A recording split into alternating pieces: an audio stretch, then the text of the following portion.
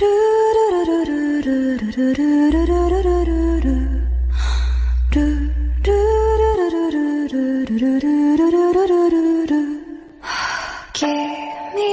中にある赤と青き線それらが結ばれるのは心の像ഹലോ guys, welcome back to my channel. നിങ്ങൾ ആദ്യമായിട്ടാണ് ഈ ചാനൽ കാണുന്നുണ്ടെങ്കിൽ ചാനൽ സബ്സ്ക്രൈബ് ചെയ്ത് സപ്പോർട്ട് ചെയ്യുക.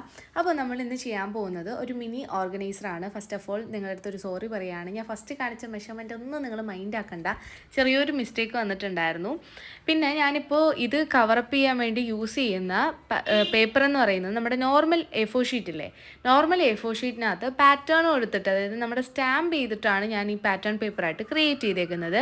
ഇപ്പോൾ ഞാൻ മുന്നേ പാറ്റേൺ പേപ്പർ ക്രിയേറ്റ് ചെയ്യുന്ന വീഡിയോസൊക്കെ ഇട്ടിട്ടുണ്ടായിരുന്നു. അപ്പോൾ അത് നിങ്ങൾക്ക് വേണമെന്നുണ്ടെങ്കിൽ നിങ്ങൾക്ക് അത് നോക്കാം. ഇല്ലാന്നുണ്ടെങ്കിൽ ഞാൻ ജസ്റ്റ് പറയുകയാണ്, A4 ഷീറ്റിനകത്ത് നിങ്ങൾക്ക് റെഡ് കളർ സ്കെച്ചില്ലേ, അത് യൂസ് ചെയ്ത് ഹാർട്ട് വരച്ചാൽ നന്നായിട്ടുണ്ടാവും. ഇല്ലാന്നുണ്ടെങ്കിൽ ബ്ലാക്ക് ഡോട്ട് കൊടുത്താൽ നന്നായിട്ടുണ്ടാവും, നിങ്ങളുടെ ഇഷ്ടം അനുസരിച്ച്. ഇവിടെ ഞാനിപ്പോൾ ഒരു ഫ്ലവർ ആൻഡ് ലീഫ് വരുന്ന ഒരു തീമിലാണ് എടുത്തേക്കുന്നത്. ഞാൻ ജസ്റ്റ് ഒരെണ്ണം പൊതിഞ്ഞ് കാണിക്കുന്നേ ഉള്ളൂ, നിങ്ങളെ വെറുതെ വെറുപ്പിക്കേണ്ടല്ലോ എന്ന് ഓർത്തിട്ട് ഞാൻ ജസ്റ്റ് ഒരെണ്ണം മാത്രമേ ചെയ്ത് കാണിക്കുന്നുള്ളൂ. ബാക്കി നിങ്ങളുടെ ഇഷ്ടം അനുസരിച്ച് ഇഷ്ടമുള്ള പാറ്റേൺ പേപ്പറോ ചാർട്ടോ കളർ പേപ്പറോ എന്താണെന്ന് വെച്ചാൽ നിങ്ങൾക്ക് യൂസ് ചെയ്യാം. നമ്മൾ മുന്നേ ഒരു പെൻസിൽ ഹോൾഡർ ചെയ്ത ഓർമ്മയില്ലേ, അതിനകത്ത് നമ്മൾ പ്ലെയിൻ കളർ പേപ്പറായിരുന്നു യൂസ് ചെയ്തത്, അത് വേണമെങ്കിൽ അത് യൂസ് ചെയ്യാം. അപ്പോൾ നന്നായിട്ട് പൊതിഞ്ഞെടുക്കുക എന്നുള്ളതാണ് ഇതിൻ്റെ മെയിൻ ഒരു സംഭവം. ഇതിന് എഡ്ജസ് താഴെ രണ്ടിടത്ത് കട്ട് ചെയ്ത് ഇങ്ങനെ കൊടുത്താൽ നിങ്ങൾക്ക് മടക്കുന്ന സമയത്ത് എളുപ്പം ഉണ്ടാവും. അതുമാത്രമല്ല, രണ്ട് സൈഡ് ഉണ്ടാവൂലേ, രണ്ട് വശം ഉണ്ടാവുന്നതിൽ ഒരെണ്ണം കട്ട് ചെയ്ത് കളയാം. അപ്പോൾ ഇച്ചിരി കൂടെ ഫോൾഡ് ചെയ്യാൻ വേണ്ടിയിട്ട് എളുപ്പമാണ്. മറ്റത് ഒന്ന് ഒരു വശത്ത് മറ്റത് വേറൊരു വശത്തോട്ട് പോകും.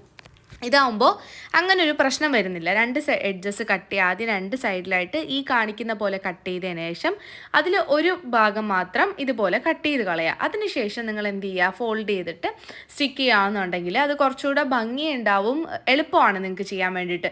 മറ്റത് ഞാൻ പറയുന്നത് മനസ്സിലാവുന്നുണ്ടോ, നമ്മൾ ഒരേ സൈഡിലേക്കല്ലേ മടക്കുന്നേ, അത് രണ്ട് സൈഡിൽ നിന്നുള്ള പേപ്പേഴ്സാണ്. അപ്പം ഒരേ സൈഡിലോട്ട് മടക്കുമ്പോൾ രണ്ട് രീതിയിലായിപ്പോവും. ഇല്ലയെന്നുണ്ടെങ്കിൽ നിങ്ങളുടെ കൺവീനിയൻറ്റ് എങ്ങനെയാണോ നിങ്ങൾക്ക് പൊതിയാൻ എളുപ്പം അതുപോലെ ചെയ്തോ. ഞാനിപ്പം എനിക്ക് എളുപ്പമായിട്ടുള്ള രീതിയാണ് പറഞ്ഞിരുന്നത്. നിങ്ങൾക്ക് ഇത് ഇഷ്ടപ്പെട്ടിട്ടുണ്ട്, എളുപ്പമാണെന്ന് തോന്നുന്നുണ്ടെങ്കിൽ നിങ്ങളിത് ഫോളോ ചെയ്തോ. ഞാൻ ഇതിൻ്റെയൊക്കെ മെഷർമെൻറ്റ് ഒട്ടിക്കുന്നത്, അതായത് ഏതൊക്കെയാണ് ഫസ്റ്റ് സെക്കൻഡ് തേർഡ് ഒട്ടിക്കേണ്ട സ്റ്റെപ്പ് ഉണ്ടല്ലോ, അതിനനുസരിച്ച് ഞാൻ എന്ത് ചെയ്യുന്നുണ്ട്, അളവും കാര്യങ്ങളൊക്കെ അതിനകത്ത് പറയുന്നുണ്ട്.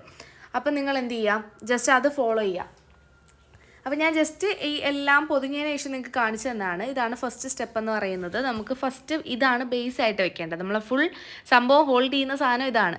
പിന്നെ നമ്മളൊരു വീടാണ് ചെയ്യുന്നത്. നിങ്ങൾക്ക് കണ്ടപ്പോൾ തന്നെ, ഷോർട്സ് കണ്ടപ്പോൾ തന്നെ നിങ്ങൾക്ക് മനസ്സിലായിട്ടുണ്ടാവും, നമ്മളൊരു മിനി വീടാണല്ലോ ചെയ്യുന്നത്. ഇത് മിനി ഓർഗനൈസർ, വീട് പോലത്തെ ഒരു ഓർഗനൈസർ, അതാണ് സംഭവം. അപ്പോൾ നമുക്ക് എന്ത് വേണം, ഒരു ബേസ് കൂര പോലെ ഒരു എന്ത് വേണം ബാക്കിൽ, അതായത് കൂര വരുന്ന പോലെ ഒരു കോർണർ പോലത്തെ സംഭവം വെച്ചിട്ടാണ് നമ്മൾ ബാക്ക് സൈഡ് ചെയ്യുന്നത്.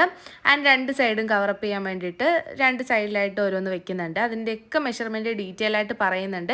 നിങ്ങളൊന്ന് വീഡിയോ പോസ് ചെയ്യുക, മെഷർമെൻറ്റ് എഴുതിയെടുക്കുക, അതിനുശേഷം ചെയ്യാൻ വേണ്ടിയിട്ട് നോക്കുക. ഞാൻ ചെയ്തതിൽ ചെറിയ അപാകതകളൊക്കെ ഉണ്ട്, അത് ജസ്റ്റ് നിങ്ങൾ കാര്യമാക്കണ്ട. നിങ്ങൾ ഞാൻ പറയുന്ന മെഷർമെൻറ്റിൽ ചെയ്തോ. ഞാൻ കാരണം റെഫറൻസ് എടുത്ത പിൻട്രസ്റ്റിൽ നിന്ന് റെഫറൻസ് നോക്കിയ ആ ഒരു ഫോട്ടോയ്ക്കകത്ത് പറഞ്ഞിട്ടുള്ള എന്താ പറയുക മെഷർമെൻറ്റ്സും കാര്യങ്ങളൊക്കെ തന്നെയാണ് ഞാൻ ഈ വീഡിയോയ്ക്കകത്ത് കൊടുക്കുന്നത്. അതുകൊണ്ട് നിങ്ങൾ അതോർത്ത് വെറീഡ് ആവണ്ട. ഓക്കെ, അപ്പം ഞാൻ ജസ്റ്റ് റൂഫ് എന്ത് ചെയ്തിട്ടുണ്ട്, രണ്ട് സൈഡിൽ റൂഫ് കൊടുക്കുന്നുണ്ട്. താഴെ നമ്മൾ ബോക്സ് ഇങ്ങനെ എന്താ ഡ്രോയർ പോലെ വലിക്കത്തില്ലേ, ആ ഒരു സംഭവമാണ് ഞാൻ ഉദ്ദേശിക്കുന്നത്. ഓക്കെ, പിന്നെ 7x13 കൊടുക്കുന്നതെന്ന് പറഞ്ഞാൽ നമുക്ക് ആ മേലെ വയ്ക്കാൻ വേണ്ടിയിട്ടാണ്. മനസ്സിലായോ? നിങ്ങൾക്ക് എന്ത് വേണം വയ്ക്കാം കേട്ടോ. ഞാൻ ഇതിനകത്ത് വാഷി ടേപ്സാണ് വയ്ക്കുന്നത്, നിങ്ങൾക്ക് ഇഷ്ടമുള്ള സാധനം വയ്ക്കാം.